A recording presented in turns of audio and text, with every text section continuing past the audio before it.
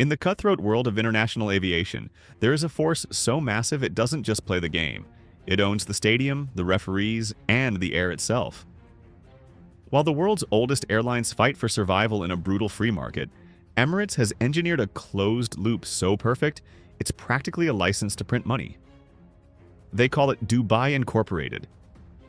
In the West, an airline is a private company struggling against taxes and curfews. But for Emirates, the boundaries between the airline, the airport, and the government have been erased entirely. It's a system where money isn't spent, it's recycled.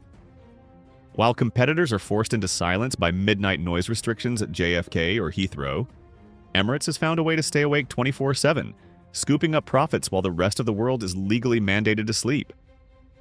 Is this a brilliant business masterclass, or is Emirates using the ultimate form of legal cheating?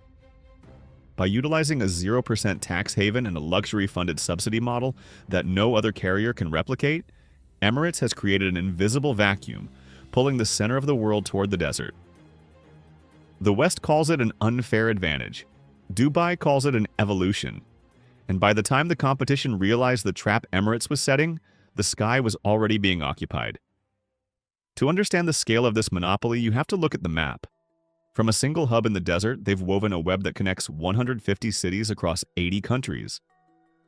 Emirates is now the world's largest long-haul airline, operating over 3,600 flights every single week. While other airlines struggle with regional boundaries, Emirates has achieved the impossible, the ability to fly anyone, anywhere on Earth through a single needle eye in Dubai.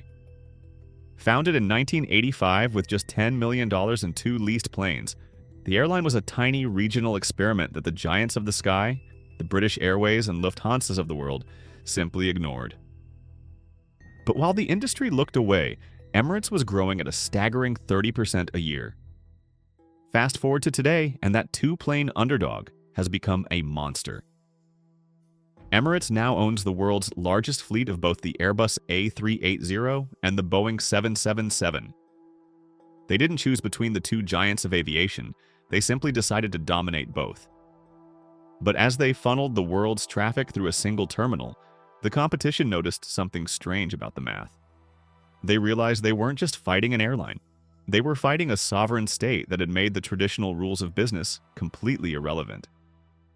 In the traditional world of aviation, an airline is simply a customer. When a British Airways or Delta jet lands, they are hit with massive landing fees and security taxes designed to fund the airport's existence. But for Emirates, the concept of a cost is often just a change of pockets. In Dubai, the airline, the airport, the duty-free shops, and the government aren't just partners. They are a single, unified entity, often referred to as Dubai Inc. This is the ultimate business masterstroke. When Emirates pays a landing fee at Dubai International, that money isn't leaving the ecosystem. It's being moved from one hand of the state to the other. While Western carriers are being bled dry by domestic taxes to maintain their aging infrastructure, Emirates operates within a 0% tax money recycling system. This allows them to bypass the financial friction that grounds their competitors, reinvesting every cent into a fleet that never stops growing. And the advantage goes deeper than just taxes. While airports like Heathrow or JFK are forced into a ghost town silence every night due to strict noise curfews, Dubai never sleeps. Because the state controls the rules, they've granted Emirates a 24/7 license for global domination. They are scooping up lucrative midnight transit profits while the rest of the world is legally mandated to be silent. Then there's the duty-free subsidy. Emirates knows that every gold watch or luxury diamond sold in their terminals is a weapon. They utilize these massive retail profits to effectively subsidize their ticket prices, keeping them at levels no private airline could ever touch without spiraling into debt. To the legacy carriers in Europe and America, this looks like a rigged game. They argue that you can't compete with an airline that has the keys to the treasury and the power to write its own laws.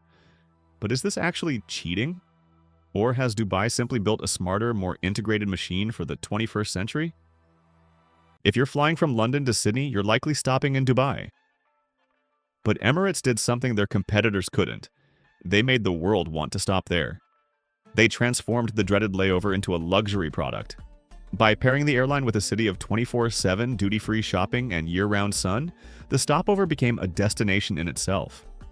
This influx of layover wealth created a massive revenue stream that didn't just fund the airline, it began to subsidize the very seats their competitors were trying to sell. As the wealth of the state and the airline merged into one, the rest of the world's carriers realized they weren't just losing passengers, they were being priced out of existence by a system that didn't need to play by the rules of traditional profit. But while the competition tried to figure out the math, the global economy suddenly collapsed. In 2008, as the financial world went into freefall, every major airline was in retreat, grounding planes, firing staff, and praying for bailouts. Yet, in the middle of the chaos, Emirates did something that bordered on the surreal. While others were desperately trying to survive, they went on a shopping spree. They didn't just buy planes, they bought the biggest passenger aircraft in history. Emirates committed to a fleet of 123 Airbus A380 Super Jumbos so massive they possess wingspans of almost 80 meters and can carry over 500 passengers across 2 full-length decks. To any other airline, that these beasts of the sky were a financial liability, expensive to fuel and impossible to fill during a recession. But for Emirates, they were the ultimate tool for slot dominance. By deploying the A380 into congested hubs like London Heathrow or Sydney, Emirates could squeeze double the number of passengers into a single takeoff slot compared to their rivals. While a competitor's smaller jet used a precious landing window to move 200 people, Emirates was moving over 500. It was a sleek business move that effectively rubbed out the competition, allowing them to dominate long-haul travel by sheer volume. They paired this super jumbo strategy with the Boeing 777, the world's largest twin jet. Known for its exceptional fuel efficiency and massive range, the 777 became the workhorse that allowed Emirates to reach deeper into 6 continents than anyone else. Combined with ultra-high standards of luxury that made them the #1 choice for flyers, Emirates had built a wall of capacity that no one could climb over. But as these giants of the sky began to crowd out every other airline, the tension finally snapped. The rest of the world wasn't just going to sit back and watch their national carriers vanish. They were about to launch a full-scale legal assault, accusing Dubai Inc. of a multi-billion-dollar deception that threatened to rewrite the laws of global trade forever. By the mid-2000s, the aviation world's simmering resentment finally boiled over into an all-out diplomatic war. In the boardrooms of legacy carriers like Delta, United, and Lufthansa, the mood was one of desperation. They weren't just losing passengers, they were losing entire markets. These giants launched a coordinated legal assault, accusing Emirates of receiving billions of dollars in illegal subsidies from the Dubai government. They claimed Emirates was price undercutting to intentionally drive Western airlines into the ground, leading to massive job losses and the forced abandonment of historic routes. The accusation was simple. Emirates was a government project disguised as a business, and no private company could compete with a state-funded juggernaut. But Emirates didn't flinch. Their response was a masterclass in being cool, calm, and collected. They didn't just deny the claims, they struck back, pointing out that U.S. carriers had spent decades hiding behind their own forms of government support and bankruptcy protections. While the lawyers argued in Washington and Brussels, Emirates did the only thing it knows how to do. It expanded. During the height of the controversy, while other airlines were distracted by litigation, Emirates was opening new routes at a breakneck pace and growing its fleet to unheard-of proportions. By 2010, the impossible happened. Emirates, a company that started with 2 leased planes just 25 years earlier, overtook Lufthansa to become the world's biggest airline for long-haul traffic. The industry finally woke up to a terrifying new reality. They weren't fighting an airline. They weren't even fighting a competitor. They were fighting Dubai Inc., an entire region that had integrated its economy so deeply into the sky that the traditional laws of aviation no longer applied. While the lawyers and CEOs argued over spreadsheets, Emirates was busy winning the one battle that actually mattered: the hearts of the passengers. They understood a secret that the aging Western carriers had forgotten. Aviation isn't just about transport, it's about soft power. To Emirates, branding was the ultimate weapon. As early as 1992, they launched a tagline that was pure psychological genius: "Fly us once, fly us always." It wasn't just a slogan, it was a prophecy. Once a traveler experienced a cabin where even the lowest priced seats felt premium, with free drinks for everyone and seating that didn't feel like an afterthought. The cramped gray interiors of their competitors became unbearable. But they didn't stop at the cabin door. Emirates began to weave its name into the very fabric of global culture. By becoming the face of FIFA, Formula One, and plastering their name across the jerseys of Arsenal and the world's biggest football clubs, they transitioned from a Middle Eastern airline to a global lifestyle brand. Then came the Fly Better campaign, a simple, three-syllable command that redefined the industry. It framed every other airline not just as a competitor, but as an inferior experience. Underpinning this glossy image was a foundation of total reliability.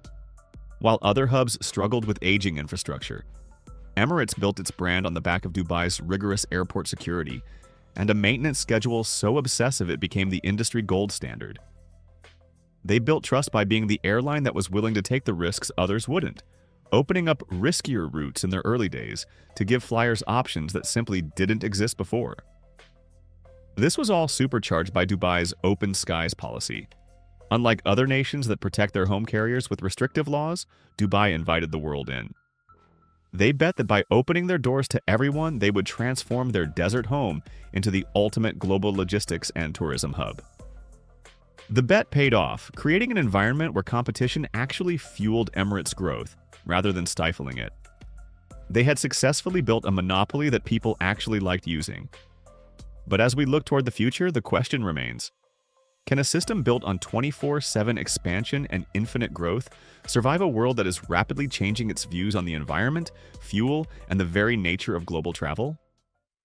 Emirates and Dubai have enjoyed a near-perfect monopoly for decades, but the winds in the desert are shifting. A new competitor has arrived on the scene, and they aren't just looking for a seat at the table, they want the whole room. Enter Saudi Arabia and its newest weapon, Riyadh Air. As part of the massive Vision 2030 project, the kingdom is essentially taking the Emirates playbook, refining it, and throwing trillions of dollars behind it. They are building a super connector hub that aims to rival Dubai's dominance, positioning Riyadh as the new global gateway between East and West. For years, oil was the lifeblood that fueled the Middle East's rise. But as the world pivots away from fossil fuels, the race for economic diversification has become a battle for the sky. Saudi Arabia has realized exactly why Emirates was so successful. They weren't just an airline, they were a destination.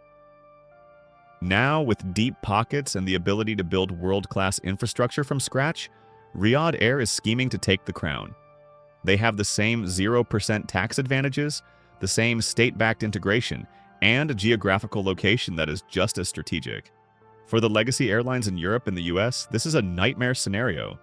They finally learned how to live in a world dominated by one Dubai Inc., only to find a second, potentially even more powerful player entering the mix using the exact same government-led strategies to snatch market share. The era of Emirates' absolute desert monopoly is coming to an end. The question is no longer if they can be challenged, but whether the global aviation market is big enough for two suns. As the battle between Riyadh and Dubai intensifies, the very map of global travel is being redrawn. Thanks for watching. If you want to dive deeper into the strategies of the world's most powerful entities, subscribe to CEO Philosophy for more. We'll see you in the next video.